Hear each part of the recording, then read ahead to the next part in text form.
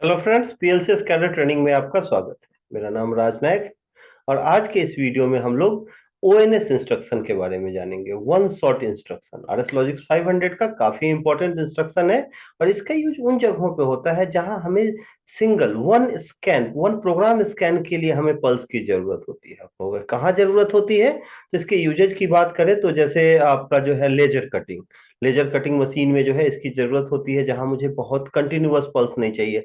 वहां मुझे एक फ्रैक्शन ऑफ एक प्रोग्राम स्कैन के लिए पल्स चाहिए कि जैसे ही पल्स मिला हल्की सी कटिंग हुई है।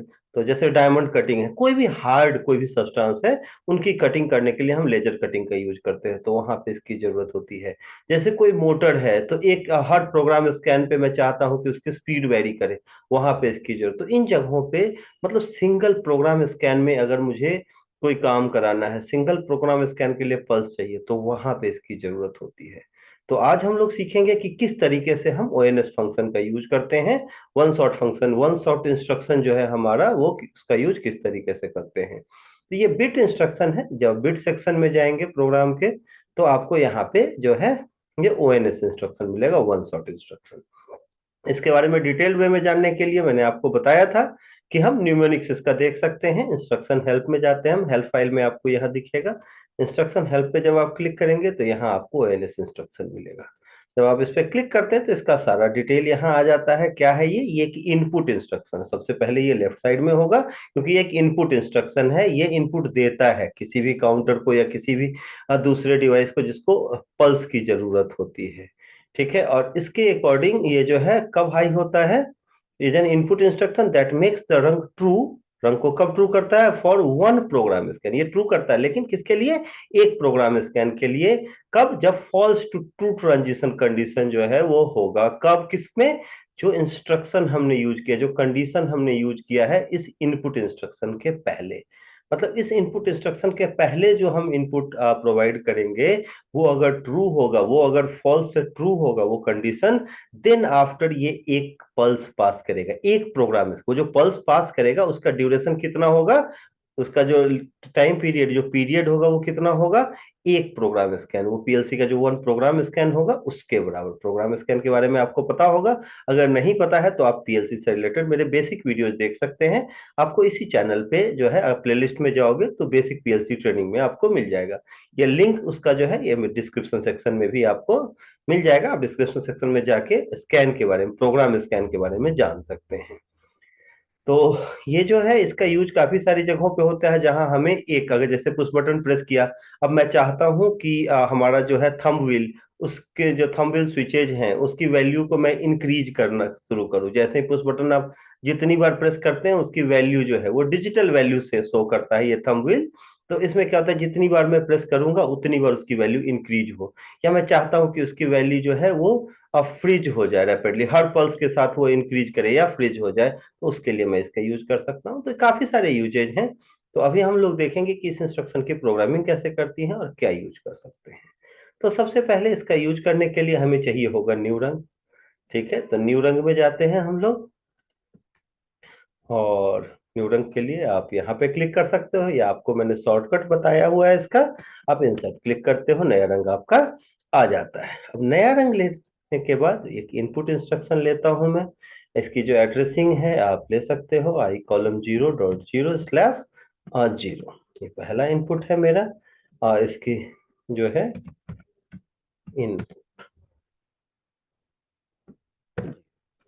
ये हमारा इनपुट 0 है, इसका मैंने नेमिंग दे दिया है और एक आउटपुट लगा देता हूँ।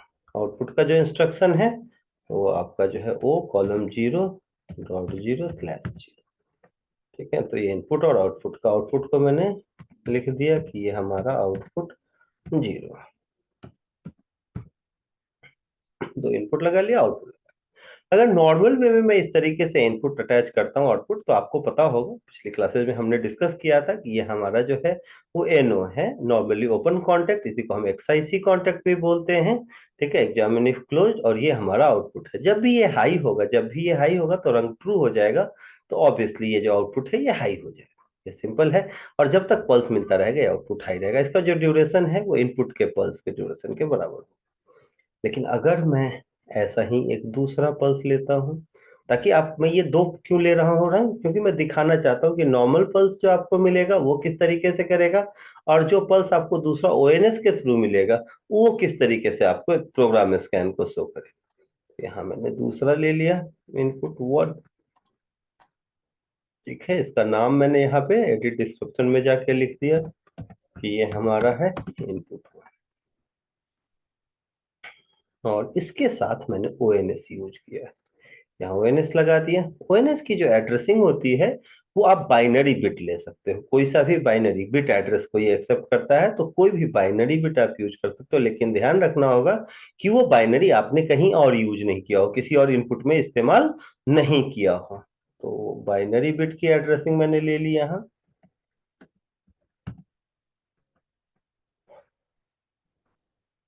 तो लिख दिया one shot instruction. One shot instruction है या वन शॉट पल्स, कुछ भी ऐसा लिख सकते हैं इसके बारे में, ठीक है। तो ये मैंने कोई भी बाइनरी बिट के एड्रेस यहाँ ले लेते हैं। देन आफ्टर मैंने एक सिंपल आउटपुट लिया। अब ये आउटपुट जो है ये कनेक्टेड है हमारा ओएनएस के साथ।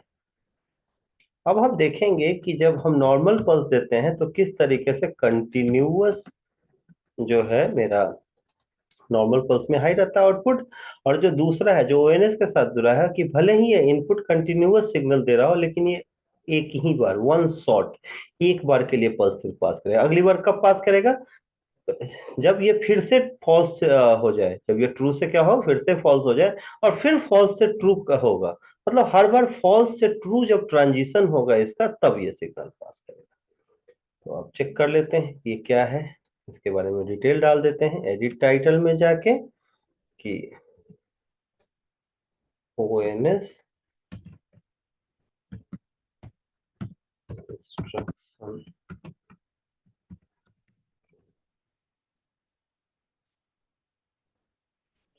तो ये हमारा ओएनएस इंस्ट्रक्शन प्रोग्राम, इसके बारे में डिटेल वे में आप लिख सकते हैं, देख सकते हैं। एक बार मैंने चेक कर लिया कि प्रोग्राम ओके है, देन आफ्टर जो है कोई एरर नहीं है, तो मैंने प्रोग्राम को यहाँ से डाउनलोड किया। जब मैं डाउनलोड पर क्लिक करता हूँ, कहेगा ऑनलाइन जाने के लिए, तो ऑनलाइन आ जाता हूँ। जब आप ऑनलाइन आते हैं तो आप देखेंगे कि जैसे ही अब मैंने इसको बिट हाई किया, ये बिट जो है मेरा जीरो, इनपुट जीरो बिट, तो आप देखेंगे ये आउटपुट हाई हो गया। जब मैं इसे लो करूंगा ये लो हो जाएगा, ठीक है। अब बहुत गौर से देखिएगा, जैसे ही मैं ये दूसरा bit one number input high करता हूँ, आप देखेंगे कि एक फ्रैक्शन ऑफ सेकेंड के लिए, मतलब जो एकदम हल्के टाइम के लिए एक प्रोग्राम स्कैन के लिए ये हाई हो। गौर करेंगे जैसे ही ये हाई हुआ, अब देखिए इनपुट हाई है लेकिन ये लो हो चुका है, एक प्रोग्राम स्कैन के बाद ये ऑटोमेटिकली लो हो जाएगा। फिर हाई कराने के लिए आपको क्या करना पड़ेगा, फिर से आपको इसको ऑफ कराना पड़ेगा। ये जो है आपका ट्रू से फिर फॉल्स हुआ, और फिर जब ट्रू होगा तो देखिए एक फ्रैक्शन ऑफ सेकंड के लिए पल्स पास कर रहा है। तो ये जो है हमारा ये ओएनएस इंस्ट्रक्शन है, ये सिंगल पल्स के लिए। जैसे अब मान लो मुझे हर स्पीड वेरी करानी है, किसी व्हील के साथ इनकोडर लगा हुआ है, इनकोडर से पल्स आ रहा है काफी स्पीड में, ठीक है। तो जितनी बार इनकोडर जो पल्स दे रहा है, मैं चाह रहा हूं कि जो व्हील है आपका वो हर बार अलग अलग स्पीड से जो है वो रोटेट करे, काफी फास्ट पल्स होंगे, तो वहां पे भी आप इसका यूज कर सकते हो। तो जहां कहीं भी मुझे सिंगल टाइम पल्स की जरूरत होगी वहां इसका यूज मैं कर सकता हूँ। तो अब आपको समझ में आ गया होगा कि ये जो नॉर्मल पल्स है, इस जब भी बिट हाई होगा ये हाई होगा, मतलब इनपुट जो है पल्स, जब ये इनपुट का पल्स हाई होगा तो इससे कनेक्टेड आउटपुट हाई होगा। लेकिन अगर ओएनएस के थ्रू मैं दे रहा हूँ पल्स, तो जो भी कंडीशन होगा ये इस इनपुट का, इस इंस्ट्रक्शन का जो भी यहाँ पे कनेक्टेड है, ठीक है, ये एक बार जब फॉल्स से ट्रू होगा तो आउटपुट को हाई करेगा, और जब फिर से ट्रू से फॉल्स हुआ और फिर जब फॉल्स से ट्रू होगा, मतलब एक बार ऑन ऑफ से ऑन हुआ फिर ऑन से ऑफ हो गया, फिर जब ऑफ से ऑन होगा, मतलब जब भी ऑन होगा ये राइजिंग एज के साथ, काउंटर्स में मैंने आपको बताया था हर बार जब ये राइजिंग एज जनरेट करेगा तो एक प्रोग्राम स्कैन के लिए ये बिट पास करेगा, पल्स को पास करेगा। अब देखेंगे जैसे ही फिर से राइजिंग एज जनरेट करते हैं, अब देखेंगे ये फिर से हाई होगा। तो ये फॉल्स टू ट्रू या on to off, off to on, ये सारी कहानियां हैं, राइजिंग एज की कहानी है। हर बार राइजिंग एज के साथ, साधारण शब्दों में कहे तो जब भी राइजिंग एज जनरेट होगा एक प्रोग्राम स्कैन के लिए पल्स हाई होता है, अदरवाइज लो होता है। अब इसको आप चाहें तो काउंटर्स के साथ भी चेक कर सकते हैं। काउंटर के साथ जब आप चेक करना चाहेंगे जीरो ले लिया। ठीक है, अब यहाँ काउंटर्स के साथ मैं पल्स देना दिखाना चाहता हूँ कि क्या सही में ये पल्स का ड्यूरेशन इतना है कि नॉर्मल काउंटर इसे मेजर कर सके। तो काउंटर के साथ जो है मेजर करने के लिए मैं यहाँ काउंटर्स में आया, मैंने एक सीटीयू यहाँ यूज किया, सीटीयू की एड्रेसिंग दे C5 कॉलम 01, कुछ भी ले सकते हैं।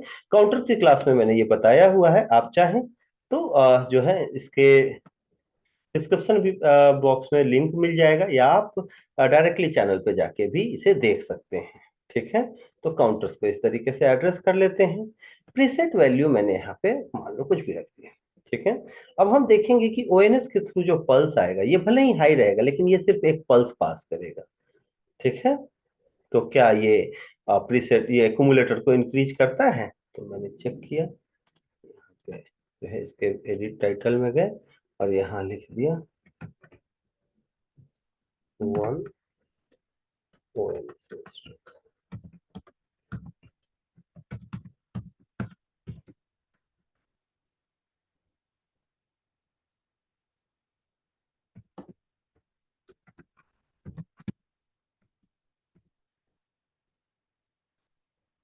ठीक है, अब आप इसे जब रन कराते हैं देखेंगे कि जब भी ये फॉल्स से ट्रू होगा,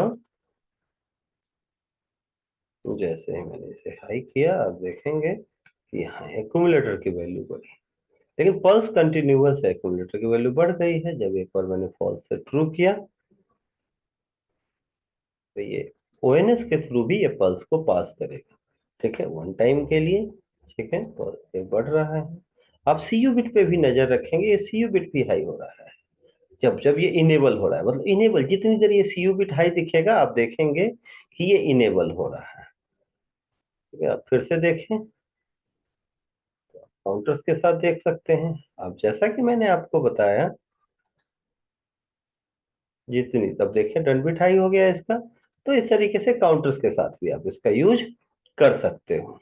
ठीक है, अब बात आती है कि सर ये स्पीड कैसे वेरी करेगा। तो स्पीड वेरी करने के लिए मूव ब्लॉक भी यूज कर सकते हैं, कि जितनी बार जो है हमारा पल्स पास हो ओएनएस के थ्रू, उतनी बार जो है वो वेरी अलग अलग स्पीड हो, अलग अलग जो है इंटीजर फाइल्स के साथ अलग अलग स्पीड हम उसको मूव करा सकते हैं। तो उसके लिए मूव ब्लॉक के साथ भी इसका यूज कर सकते हैं। तो हम लोग मूव ब्लॉक पे जाते हैं, यहाँ पे आपको मूव लॉजिकल सेक्शन में ये मूव ब्लॉक, इसमें कोई भी इंटीजर फाइल ले सकते हैं। आपको मैंने बताया हुआ है कि इंटीजर या फ्लोट नंबर्स जो है वो आप यहाँ पे ले सकते हो स्पीड को। अगर फ्लोट नंबर्स लेने हैं तो आप फ्लोट F8 डेटा यूज करते हैं, और इंटीजर फाइल के लिए N7। तो इसकी एड्रेसिंग यहाँ डाल दी। मैंने कहा N7 कॉलम 0 में जो स्पीड आप दोगे, हर पल्स के साथ वो स्पीड वेरी मूव होनी चाहिए। तो N7 कॉलम 1 में वो वाली स्पीड अपने आप जो मोटर की स्पीड होगी वो N7 कॉलम 1 में होगी। यहाँ जो भी स्पीड आएगा वो यहाँ से मूव हो जाएगा। तो इस तरीके से आप मूव ब्लॉक के साथ भी यूज कर सकते हो, कि जब भी इंस्ट्रक्शन मिलेगा ये तो सारे ब्लॉक्स काम कर सकते हैं जो पल्स बेस्ड वर्क करते हैं। तो डाउनलोड करते हैं हम लोग।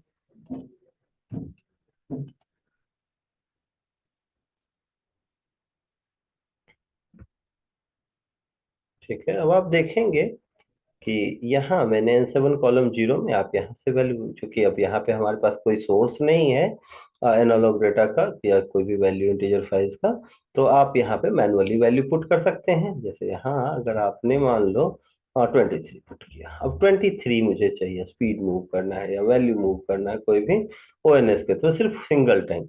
अगली बार फिर तब मूव करे जब ये फॉल्स से फिर से ट्रू हो। तो जैसे ही मैंने इसको फॉल्स से ट्रू किया, आप देखेंगे ये वैल्यू को मूव कर देगा। तो इस तरीके से मैं स्पीड भी वेरी कर हर टर्न के साथ, मान लो सेंसर लगा है, अब जब जब ये सेंसर हाई होगा तो स्पीड अलग वैल्यू जाए। तो मैंने वो फिक्स कर रखा है कि पहले पल्स आया तो ये वैल्यू स्पीड का, दूसरे पल्स के साथ ये, और इस तरीके से हम काउंटर्स के साथ वैल्यू को मूव भी करा सकते हैं। तो ये अलग अलग चीजें हैं, लेकिन एक ही बार होगा। अगली बार फिर से वैल्यू, अगर मैं सिग्नल देता भी रहूं तो ये मूव नहीं होगा। अगली बार फिर अगर मूव कराना है मुझे, तो मुझे इसके लिए फिर से आपको इसको फॉल्स करना पड़ेगा, और फॉल्स का फिर से ट्रू इंस्ट्रक्शन जब आया देन ये वैल्यू मूव हुआ। तो इस तरीके से आप मूव के साथ भी इसको यूज कर सकते हैं।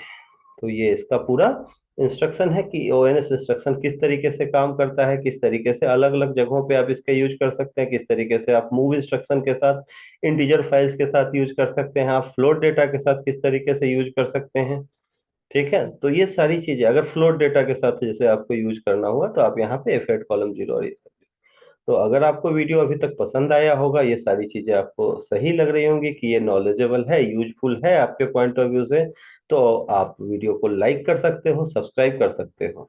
और अभी तक अगर आपने चैनल सब्सक्राइब नहीं किया हुआ है तो प्लीज जाके चैनल सब्सक्राइब कर सकते हो वीडियो को। और अगर आपको ये सारे इंस्ट्रक्शन आप चाहते हो कि मैं पर्सनली आपको पढ़ाऊं, ठीक है, आप आके हमारा ऑफलाइन ट्रेनिंग ज्वाइन करना चाहते हो, देन जो है आप हमसे मिल सकते हो। ठीक है, ये आपको डिटेल जो है वो स्क्रीन पे आपको दिख रहा होगा, लक्ष्मी नगर में हमारा ऑफिस है, ये कांटेक्ट नंबर है मेरे। ठीक है, आप मुझे मेल भी कर सकते हो raj.innovic@gmail.com पे, और हमारा वेबसाइट एड्रेस जो है वो www.innovicindia.com। और अगर आपको वीडियो से रिलेटेड कोई भी क्वेरी हो, कुछ भी सवाल हो, आप पूछ सकते हो। कॉन्टेक्ट जो कमेंट सेक्शन है वो खुला हुआ है, उसमें आप कोई भी कमेंट कर सकते हो, जो भी आपको जानकारी चाहिए उससे रिलेटेड कमेंट, आपको जो ट्रेनिंग से रिलेटेड जानकारी चाहिए, आपको ओएनएस इंस्ट्रक्शन से या आर एस लॉजिक 500 या पीएलसी से रिलेटेड कोई भी सवाल है तो आप कमेंट सेक्शन में लिख सकते हो। ठीक है, वीडियो को अंत तक देखने के लिए धन्यवाद। मिलते हैं नेक्स्ट वीडियो में नेक्स्ट इंस्ट्रक्शन के साथ, नए कॉन्सेप्ट के साथ।